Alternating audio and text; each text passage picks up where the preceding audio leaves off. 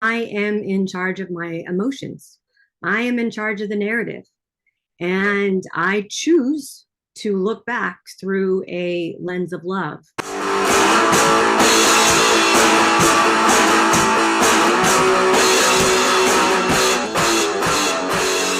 The collaborative entrepreneur. Okay, guys, welcome once again to the Collaborative Entrepreneur. I'm your host, Tracy Carrington, and here at the Collaborative Entrepreneur, what we desire to do is to collaborate by building partnerships that help grow our businesses. And if that's why you came, you are in the right place. In fact, the Collaborative Entrepreneur is the show that we aim to do this because you want to grow your business, I want to grow my business, and I believe in the power of mentorship.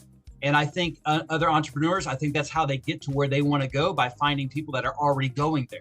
I think a mentor is one who knows the way, goes the way, and can show you the way. And we have on our shows just those guests that can help us know the way and go the way. So if you've ever wanted to delve into the mind of one who appears to be going places to find out, hey, what are their strategies? What are they doing differently? And learn from their experiences, then my friend, you've come to the right place. So have you ever heard the statement, how you view things is how you do things? And I think that's the first time I ever heard that statement was from John Maxwell, the leadership guru. And I have today on the call an entrepreneur who is dedicated to helping individuals and businesses view life through what I would consider the ultimate lens. I'm going to get to that in just a minute. But also she helps with 10xing results and then increasing revenue up to 30%, which is incredible. We'll talk more about that. She's an elite coach for Grant Cardone's clients. She's also a speaker, a mentor, a digital creator. She works to empower women to create abundant, fulfilling lives. I can't wait to explore that part. Her mission is actually to inspire people to view themselves as well as their fellow man. And here's the lens, through the lens of love through her coaching practice. And that's going to be, I know there's a great story she's going to share with that one. I can't wait to unearth today the driving force behind her commitment to her clients, to her business.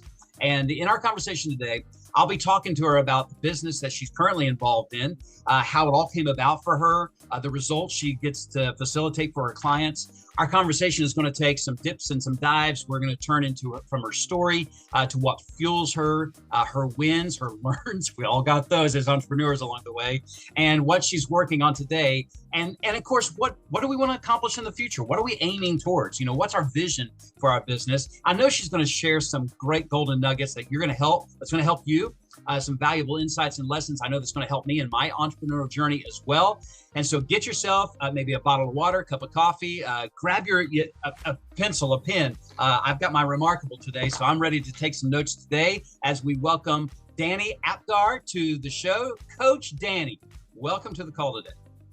Thank you so much, Tracy. I am so excited to be here. Thanks for having me.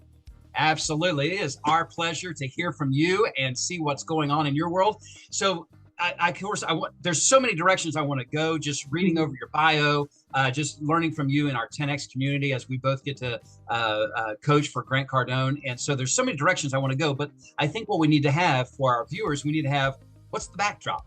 Where's the story behind the story? Where do we come from? How do we get to where we are right now? Give us the bio.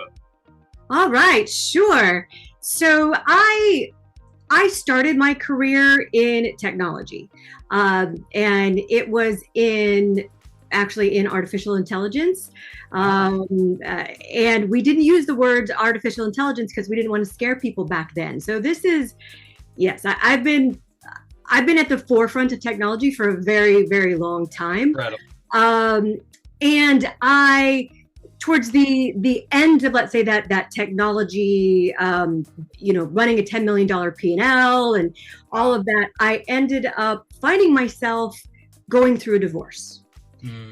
And part of the reason that when I look back through a lens of love, so I'll give you some foreshadowing there. Yeah, absolutely. Love that. As I look back through a lens of love, I thought, okay, my entire life is turned upside down. I had been married for 20 years. Wow. And technology kind of fell in my lap. I didn't necessarily pursue it. I just fell into sales, and then climbed the ladder and just found it very interesting. And I still keep up to date with technology. yet I was burnt out. And I also felt that I had to wear armor all the time. Yeah. Just being a woman in technology, and usually being the only woman at the table. That by the end of the weekend was just when I was starting to take that armor off, and then I would get back on a plane. And so that's just a little sharing as to I think was part of the demise of my marriage, was that constant warrior mode. So when I went through divorce and looked back, I realized, this isn't where I want to be. I enjoy helping people, coaching people, all the way from high school through college. My advisors always said, Danny, those tests that you take that tell you what you should be, was always a coach, a counselor, an advocate, always. And so since I was revamping my life, I stepped into the coaching world. Obviously, I was still coaching and mentoring, owning a large team in technology. But this was like, I want to just really go into coaching. Mm-hmm. And then, I found Grant Cardone. He and I both lived in San Diego. At the time, he was in La Jolla. So I knew about him prior to him becoming a huge. Wasn't until he started becoming huge again that I was like, hey, I remember that guy. Wow. Dipped my toe in and then just boom, went all the way in. That's awesome. I've seen some of the videos from back in the day, him videoing himself from his house in La Jolla. Mm-hmm. It's beautiful. Yeah. Yeah, absolutely. What a great story. So I think there's just so many things that I want to know about that, but the feelings of burnout, and then that thought of, this is not who I want to be. Mm-hmm. And like when you said that, I thought, oh my goodness, I know that I've gone through that as well. Like where you're doing something until you figure out, like, you hit that wall, or you hit your lid, as John Maxwell would say, or the universe just slaps you in the face. Yeah, exactly. And you're like, wait a minute, no wonder I'm burnt out. I'm doing what I don't want to do. Yeah. And I've coached a lot of people through that, where they say they're burnt out, and so we're like, well, we have to define what burnout means to you, because I think burnout I think Simon Sinek had mentioned burnout is something that when you're doing what you should never be doing, it leads to burnout. Like, I can coach all day long and like be exhausted at the end of the day, but love it. It's like a good exhaustion. But when I'm doing something I hate doing, an hour of it, I'm done. I'm ready to quit. So talk me back through that this is not who I want to be. And who is that today? Who do you want to be today? Yeah, great question. So after being married for 20 years, you mold to them, right? So it really was this like, oh my gosh, who is Danny Apgar without this other person? And I really went deep into self-development, into holistic health, because through my divorce was a lot emotionally for me to handle at the time. And I just did that deep, soulful work and realized that I love empowering people. I love, like you said, I can coach people all day long, and my cup is filled, is overflowing. Sure, I'll go to bed exhausted, but I'm like, oh, I feel just so wonderful. Compared to when I was in burnout, it was like, man, I am getting shit done. Oh, excuse me. Excuse my French. I am getting stuff done. Like, oh yes, I'll go to war with that person, or I'll stand up for this person. But it was always this kind of, again, warrior mode. And it wasn't until I was forced to look at myself that I was like, no, Danny, you are a loving being, which has always come through. But I felt that up until that point, my success was all through, I'll show you, and I can do this, and that kind of attitude. compared to now, it's like it is through a lens of love. Like Wow. I want you to be happy. I want you to have everything that you want. I didn't want to become a bitter middle-aged woman, divorcee, for sure. So, I am so thankful for the time I had with, being married. And amazing times. And I just view it like that. Like, oh my gosh, I'm so grateful and thankful that I had that time and that I found love. Like he was my person. Some people don't find that in life. So again, I just look through it all through a lens of love. And then there was a bunch of, because of television and Twitter and all of that coming out about all the violence. And that just even more put on me like, let's love our brothers and sisters. Let's find the things that we love about each other, not what we hate about each other, not about what's different, but what is the same, or how we can collaborate together, right? Like your differences can actually become a huge asset for me, and vice versa. So that really from that burnout that was I was constantly in my masculine, which I believe we're all feminine and masculine, but I was constantly sitting in my masculine, constantly, I'll show you and I can be better than you, and then to now be able to be just in both, but more, walking more in my feminine and with love. Like I radiate love, and everybody I see and I talk to, I see beautiful. I see beauty, just everything beautiful about them. So that's why I went from the just burnout to now like love, and things are meant to be. We have to do the work. We have to put in the time. We have to be consistent, which, still to this day, I have some trouble making sure I stay consistent. But with AI, really no reason not to be consistent anymore. Sure is helpful. So, yes. Well, so I was thinking about like when you were describing, it was so cool how you like, okay, you come out of 20 years, who am I? And like I can become whoever I want to be. That's not who I want to be. It doesn't get to define my future. I don't want to be this bitter person as I see other people become. And I've seen, like when you described it from a point of reference that very few people arrive at, because like if you're in a car, you're generally going to look through the windshield. But we have to take moments to look in the rear view mirror, the side mirrors and everything.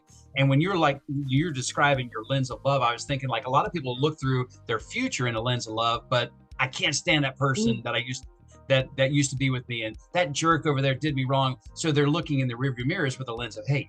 Right. And so I was just thinking about like you turned around and like, hey, I wouldn't trade those 20 years, and we had some precious times, and it would be a lie to myself to say otherwise and everything.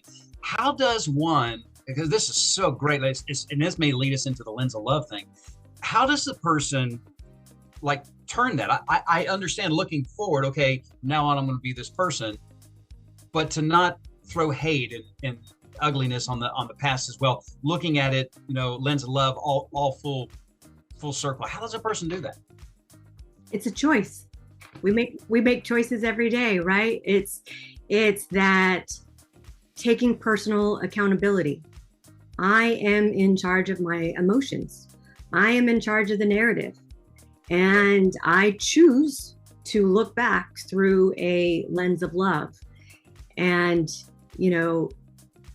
part of being emotionally intelligent is being able to control your emotions. And that does not mean you don't feel emotions, because I feel emotions. However, they may bubble up and I think, is this good for me? No, let it go. Let it go. So that personal responsibility, and we make choices every day. And why would I spend 20 years with somebody and choose to look back with darkness? That's a waste of 20 years then, you know? Yeah. No, instead, I'm going to look at it because for the most part, it was amazing. And that's what I want to go to my grave remembering is the amazing times, not the other times. Awesome. What a great choice. So thank you so much for that. That was great. By the way, listener, I hope you got that. That was so good. It is a choice. That's a great, great answer. So so I was thinking about the like a lot of people have like a catalyst in their life, like this is their moment, a defining moment or whatever. And like, so yours is, here 20 years, you get a divorce. Who do I want to be? Is that, so I've heard other thought leaders will say, like 90% of people change because they hurt bad enough that they have to. And then later on, they've learned enough that they want to, and then they know enough that they can, right? So like they've gone through this process. For you, was it like, bang, divorce, whoa, what am I going to do? And that confronts reality? Or is it leading up to it like, I just don't think I am this person and I'm trying to make these changes, and then pow, you're smacked at this. Was that the big catalyst? Do you subscribe to that? What do you see?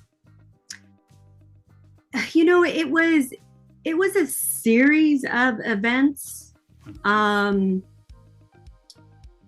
happened. I had invested hundreds of thousands of dollars into a company. They then asked me to come on to be a co-founder. I did that. That didn't work out. My ex was fired. Just this, and then it was just a lot of things, right? That it was divorce that was that final, like, are you listening? That made me go, okay. And I always wanted to get into coaching and doing what I'm doing now. However, my partner at the time, my ex-husband, was like, no, you're too good in technology. You're too good at this. Like, you have to stay here. This is where the money is. So actually, now just saying that, I'm like, okay, also universe was like, okay, well then let's move that person out of your way. Yeah. So when you said that, I thought, like, isn't it so true that oftentimes it's those that are closest to us that may not be the right voice that we need to listen to at that moment. So coaching was always in you about like helping others, facilitating growth in others. And like what you do today, I know is a game changer in the 10X community. Boy, there's so many directions that I want to go with this conversation. I want to say this, like because I want to lead into the lens of love thing, because now you were who you were. You're still looking back on it with in a lens of love, but now we're looking in the windshield. We're looking ahead. We're looking at left and right about who's with us on the highway. We're still using that analogy. Okay, so I've heard like the 101% principle says that you find 1% that you can agree with a person on and give it 100% of your effort. Because most people, I mean, you may not be able to agree on everything. How do you find, now that's how I choose to do like in loving spaces, because I'm totally in agreement with you as far as lens of love, like everybody's a 10, right? Everybody's a 10. Now they may prove that they're actually a 4, but right now I look at them like they're a 10. There's nothing wrong with them, something like that. I don't want to judge people like that. Right. How do you go about that, like today, when you're looking through the lens of love now?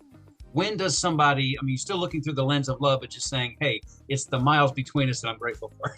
Like, how does that work for you? Yeah, I mean, there's always going to be people that you just don't mesh with, or that they don't mesh with me. I don't know why. No, that's ego. Right, the nicest person I know. Yeah, and I wish them well. I have love in my heart. What's that Hawaii saying? The ho'oponopono? Really, but where it's like, I wish you well, I wish you love, I send you this, and it really is that. My family and I, like my mom and myself, we do not see eye to eye on many, many, many things. But she's my mom, and I love her, and I respect her opinion. I don't have to agree with it. But I don't need to hate her because I think that something different. That just doesn't make sense again, so it just really does go back to that choice. And I actually have this huge sign in my office here that says "Why not?" which is also another big part of my life story. Is why not? Why not buy that bar in the Caribbean, which I did? Why not? Congratulations. Thank you. That was a long time ago, but yeah, why not do this? Why not go for that? And I tell people that all the time. Why not? As long as you are not hurting someone or something, why not do it? What's the worst that could happen? So when you're coaching somebody and you come to that, I'm sure you've used a great question. I know as coaches, we try to steer away from why, because it guarded people.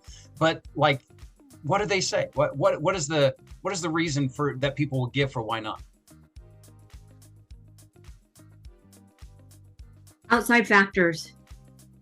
But my husband, but my mom, but this, but that, but the church, blah, Sure. And so true.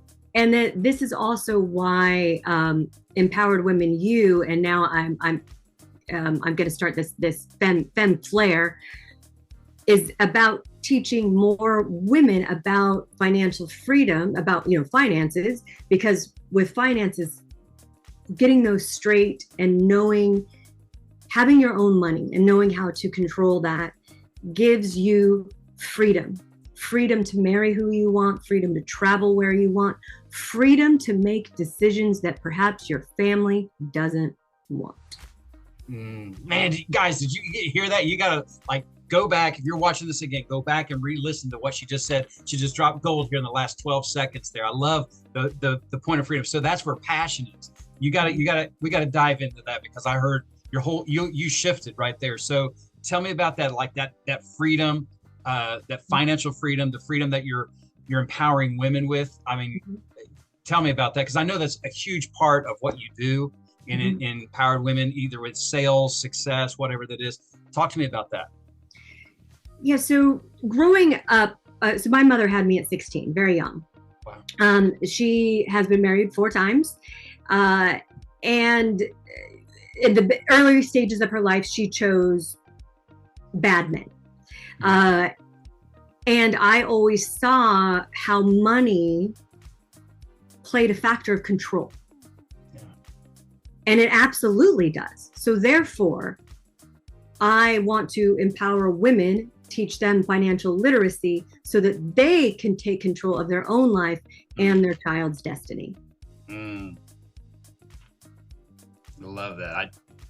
I'm still in the car analogy, so please forgive me. Oh, good. I love it. I'm thinking about this love field, right? You got these rearview mirrors that you're looking back in love, you're looking forward in love, you're looking left and right in the present in love, and then who's got the steering wheel? You do, because you're in control. I mean, what great freedom is that I can take this car wherever I want to go without like you said, the outside influences. I mean, I'm just kind of blending this together. I love this call. This is great conversation. What the results that you get for these was, and I know that you coach other business owners through Grant, in your business there with them and serving there as an elite coach. But what is some of the successes that ladies tend to get through your coaching? Yeah, they recognize how important legacy is, and that they can actually build that legacy through whatever passion they have in life. A lot of the moms that I coach, they put themselves last, which is just normal. I totally get it. I'm not a mom, but I get it. And throughout my entire career, whenever I came to something's off, I'm just not feeling right, I would ask myself, would I want my sister to work here? If I had a daughter, would I want her to work here or be in this position? And I always put a different woman or girl in the position that I was in, and I would boom, know the answer instantly. sometimes through a major anxiety attack. But yeah, I've learned how to control that now. But so it's like, okay, and that is a lot of working with women, and also like, take care of yourself, so you're teaching your child to take care of themselves. Yeah. When you have financial freedom and they see that mom is working and taking care of themselves, that makes the child go, I can do the same. And I think when we take care of ourselves, that is when we can actually have it all. We can. We absolutely can. Every one of us, male, female, we absolutely can have it all. Okay, so I just got a brain blow up right here when you said about self-care, and you related it to, I mean, like, I know as a parent, so my wife and I, we have 8 kids, right? So like we've been married for 26 years. We have 8 kids, and they didn't all come at one time, thankfully. But we did discover what causes that, and we stayed away from that water fountain from now on. But at any rate, so the just when you were talking about that, we have 4 boys and 4 girls, and it was only until recently that my wife finally took the opportunity to, like, no, I'm going to get my nails done. No, I'm going to go get my hair done. No, I'm not going to say that I don't have time for this. But like you said, putting yourself in the back, when you said that, I was like, that's my wife, or that's who she was like 2 or 3 years ago, and always putting herself in the back. But now what she's left is what you said, that just now I'm noticing in my younger daughters, like painting their own nails, doing their own hair, the self-care that she was modeling for them, that this is important, to look your best, to be your best.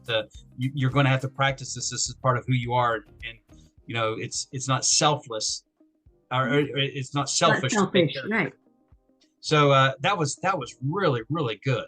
And I'm afraid there's a lot of mothers out there that think that they're being so selfless by putting everybody else up, and then they let their figure go to waste, or they don't take time to go to the tanning bed, or whatever it is they want to do. That was right. Whatever it is that makes them feel good, that is good for them. So not going to wine, for example, or but something that actually feeds their soul, so that they can pour in. Because I think the hardest job on the planet is being a mom, and then I think the absolute pinnacle hardest job is being a boy mom.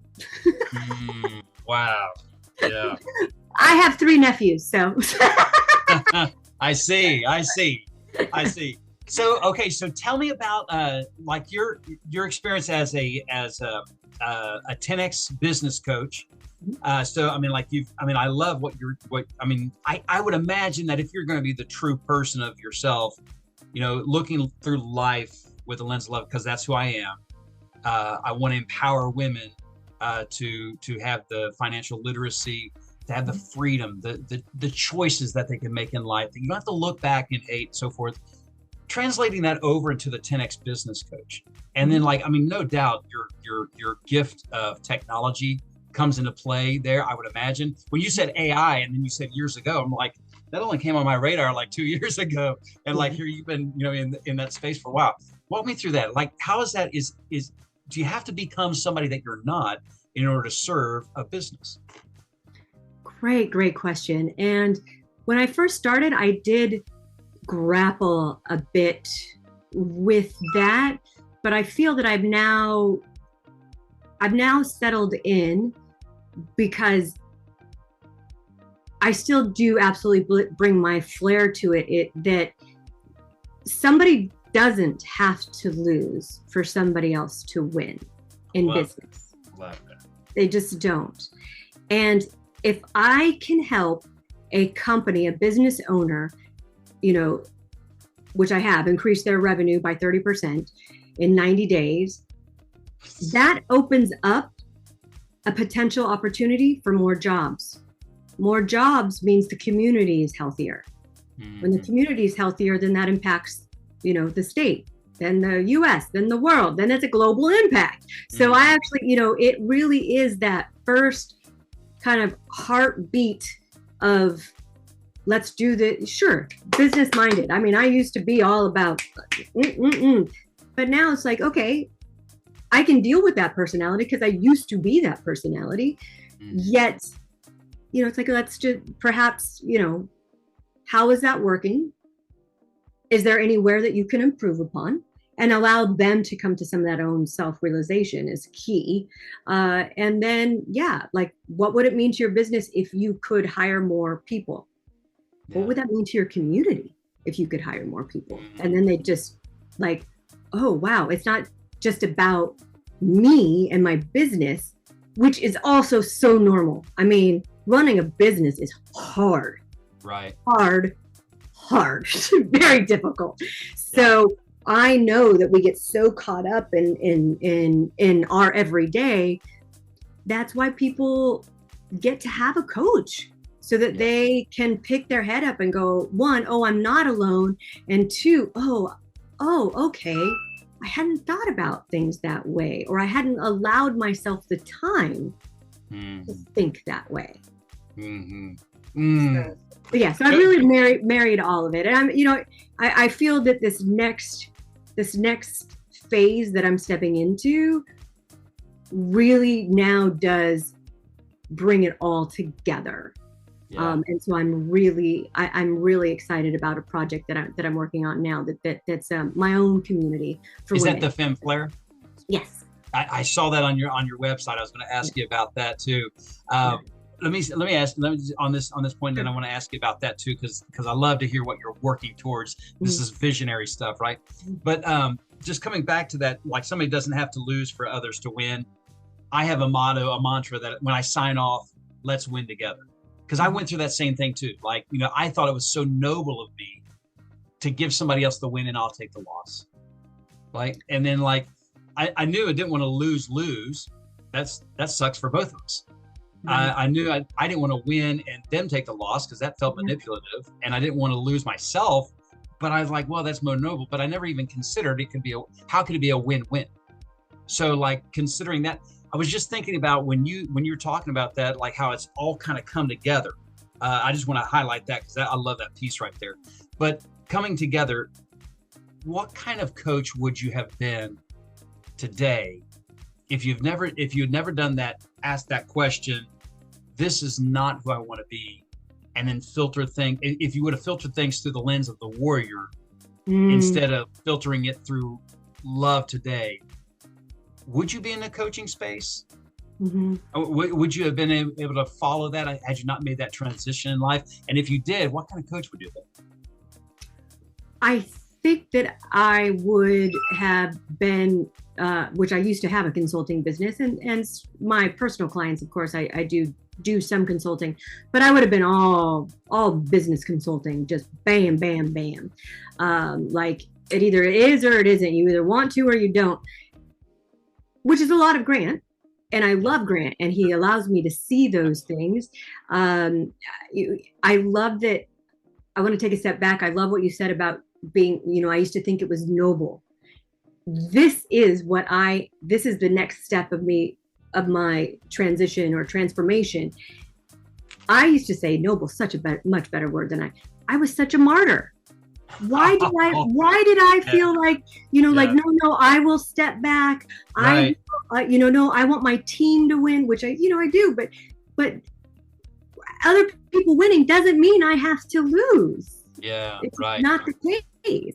Okay. And it's been through coaching that has allowed me to see that for sure.